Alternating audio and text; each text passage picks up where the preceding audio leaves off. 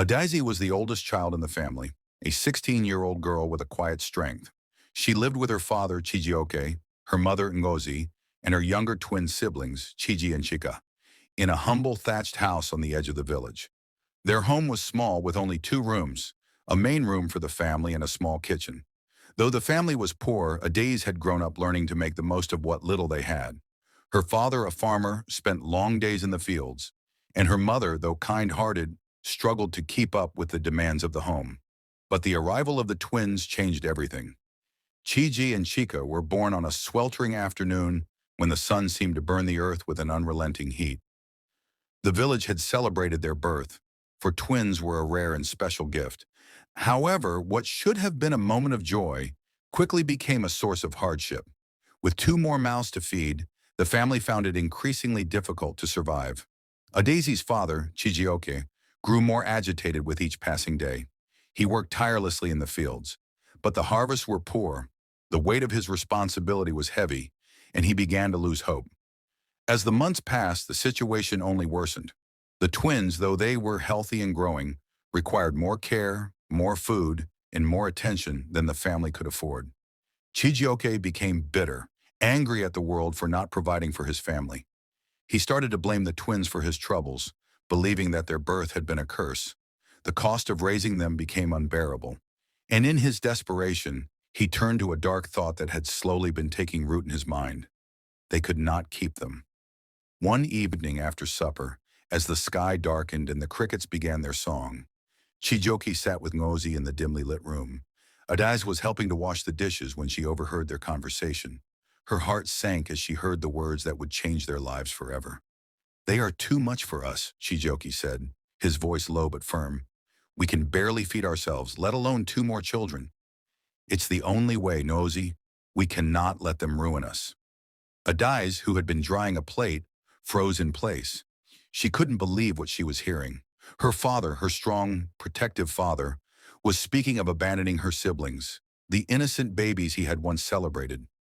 Adaise had always respected her father, but now in this moment, she felt a deep, unfamiliar anger rising within her.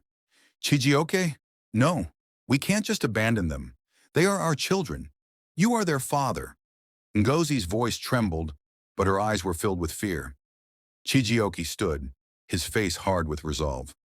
"I am their father, yes, but what good is a father who cannot provide for his children? We can't afford them. You know this as well as I do." Adaise's mind spun as her father continued. He spoke of leaving the babies in the forest, where the wild would claim them.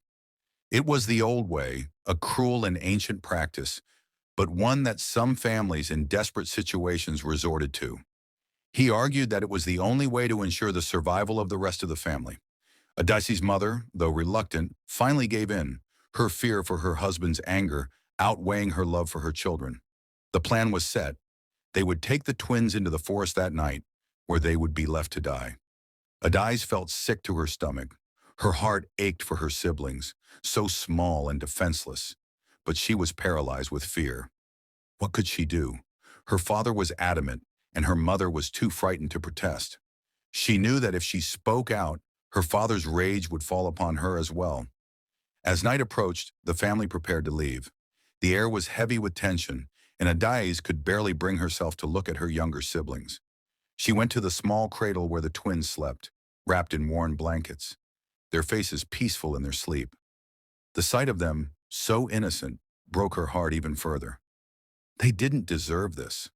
Adaise leaned down and kissed them both on the forehead, a silent promise forming in her heart.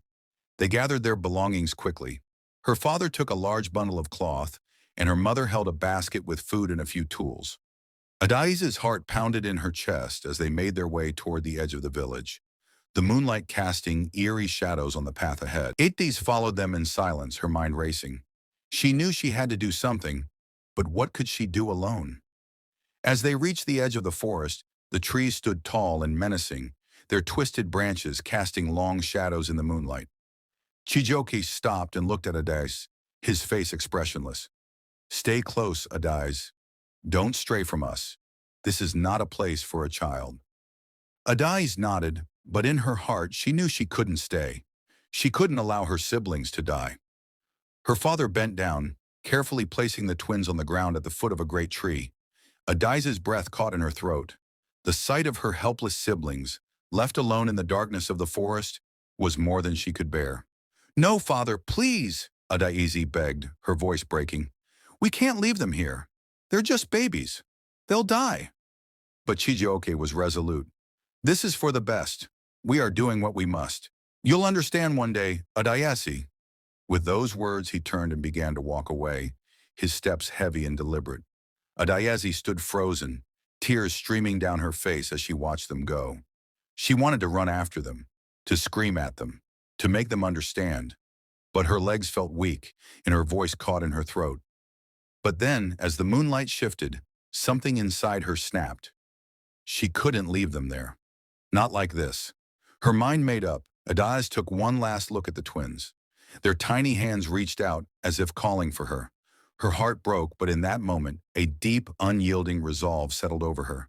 She couldn't just walk away. She would not abandon them, no matter the cost. The dense forest seemed to close in around Adaize as she stepped away from the clearing where her parents had left the twins.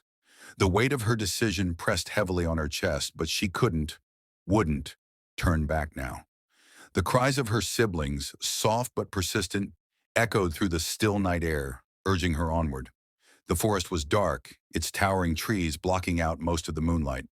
But Adaize's resolve burned brighter than any light. She pushed past thick bushes and knotted vines, her hands trembling as she stumbled forward. Her legs ached with each step, but she couldn't stop. Not yet. Not when her siblings were still alive, so fragile and helpless. Reaching the spot where she had left them, Adaize knelt beside the twins. They were still there, thank the gods, though their tiny bodies were cold and their cries more desperate now. The harshness of the forest night, the predators that lurked in its shadows made it hard to breathe.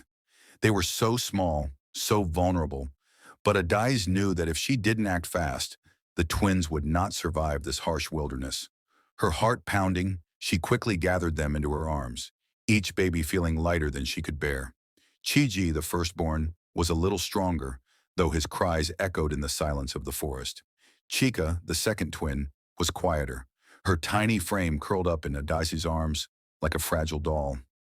Adaize's hands shook as she adjusted them, cradling both in the crook of her arms, her heart filled with both fear and fierce love.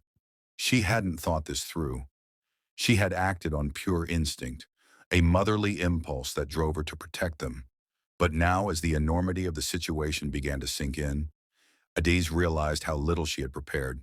The twins were still crying, their hunger and discomfort making them restless. She needed to get them somewhere safe, somewhere they could rest. But where? The village was too far, and her parents would be looking for her by now. What could she possibly do? Her mind raced, and then, in the distance, she saw it. A cave. It was small, hidden beneath a thick cluster of trees, almost invisible unless you knew where to look. Her breath caught in her throat. It wasn't much, but it was shelter. The only shelter she could find. With renewed urgency, Adaize picked up the pace, ignoring the sharp pains in her legs as she moved toward the cave. The forest was eerily quiet now, the sounds of distant animals muting as though the forest itself was holding its breath, waiting. Adaize did not slow down. She couldn't afford to. As she reached the mouth of the cave, she finally allowed herself a moment to breathe. She crouched down, gently laying the twins on the soft ground inside. The cave was dry and cool, its walls covered in moss. And while it wasn't exactly a home, it was better than the open wilderness. It would have to do for now. The baby's cries echoed in the small space, louder now that the silence of the forest had wrapped around them. Adaize's heart ached for them. They were hungry, cold, and confused. Adaize herself was exhausted, her body aching from the long, taxing journey. Her stomach was empty, her energy depleted, but she couldn't rest. Not yet, not when they still needed her. She had always helped her mother with household chores, and from an early age she had learned how to care for others. But this was different. This was life and death, and she was responsible for their survival. Adaize's heart pounded in her chest as she stared down at her siblings, the twins who had brought so much joy to her family and now seemed to be the weight of her entire world. Adaize went to work, her hands moving with a mixture of fear and determination. First, she unwrapped the babies from their thin cloths, checking them for any injuries. Luckily, they seemed unharmed, though their skin was pale and cold to the touch. She could feel their little hearts beating fast, their tiny bodies shaking from the chill. She needed to keep them warm. There were no blankets here, no comforts of home, but she remembered the thick leaves she had seen on her way in, and she quickly gathered them, using them to wrap the babies up. It wasn't much, but it would have to suffice. The night felt long, its oppressive silence broken only by the occasional cry from one of the babies. Adiz moved quietly in the cave, careful not to disturb the fragile peace that had settled over them. She scanned the darkened woods outside, her senses sharp as she listened for any sounds of danger. Every rustle in the trees, every snap of a twig, made her tense. The forest was full of life, but much of that life could be dangerous. She had to be alert. After a long while, Adiz gathered the strength to leave the cave once more. She needed food and water for the twins. Her stomach growled, reminding her that she was just as hungry as they were. But she couldn't afford to be weak now. The babies needed her. She ventured into the forest again, moving cautiously through the underbrush. The darkness was thick, but the faint light of the moon filtered through the trees, guiding her path. She found some berries growing along a nearby bush, their purple color a sign that they were ripe. Adiz picked them quickly, placing them in the folds of her dress. She didn't know if they would be enough, but it was better than nothing. She then went further, searching for a stream or river where she could find water. After some time, she finally discovered a small brook, its water cool and clear. Adiz cupped her hands, drinking deeply from the stream, allowing herself a moment to replenish. She then filled her dress with water and returned to the cave, careful not to spill it as she rushed back. Back in the cave, she gave the babies what little she had found. They drank thirstily, and though they were still restless, the food and water seemed to calm them slightly. Adiz felt a sense of relief, but it was short-lived. She knew the journey ahead would be just as difficult, if not harder. She couldn't let her guard down. Not now, not when they were so close to losing everything. As she sat beside them, holding them in her arms, Adiz began to sing softly. She had always loved the lullabies her mother sang to her when she was a child. Now she sang them to the twins, her voice shaky but filled with love and hope. The song, simple and ancient, seemed to soothe them, and slowly they drifted off to sleep. Adiz, exhausted but unwilling to let go of her vigil, sat with them, watching the flickering light of the fire she had started in the corner of the cave. Her heart swelled with a strange mixture of fear, love, and hope. She had no idea what the future would bring, but for the first time since their abandonment, Adiz allowed herself a quiet moment of peace. The forest was vast and dangerous, but as long as she had the twins, she would never stop fighting for them. She would do whatever it took to keep them safe, to protect them from the cruelty that had brought them here. They were her responsibility now, and no matter the cost, Adiz would ensure they survived. The night passed slowly, and Adiz stayed awake, listening to every sound, every shift of the wind, every distant rustle of the forest around her. She knew the hard days were just beginning, but in that moment, surrounded by the quiet wilderness, Adiz found a deep, unshakable sense of purpose. She would not fail, not on her watch. After weeks of survival, Adiz's condition worsens. She grows weaker and feverish, but she refuses to give up. Her dreams of a better life for her and her siblings push her forward. One day, as she ventures deeper into the forest in search of food, she encounters an old woman who seems to appear from nowhere. The woman offers her food and herbal remedies, recognizing the desperation in Adiz's eyes. She also speaks of a hidden village, far from her own, where people live in peace and abundance. Grateful but exhausted, Adiz accepts the woman's help. The old woman tends to her and the twins, offering them a place in the hidden village if they can make it through the next few days. The woman's care strengthens Adiz, and together they journey toward this haven of hope. When Adiz arrives at the hidden village, she is greeted by kind-hearted villagers who take her and the twins in.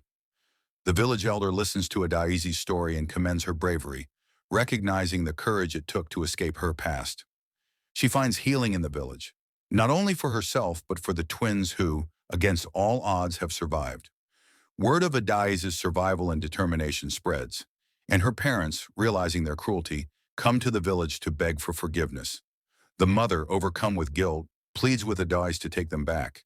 Adais, now stronger and wiser, forgives them, but she knows that her path forward must be one of her own making.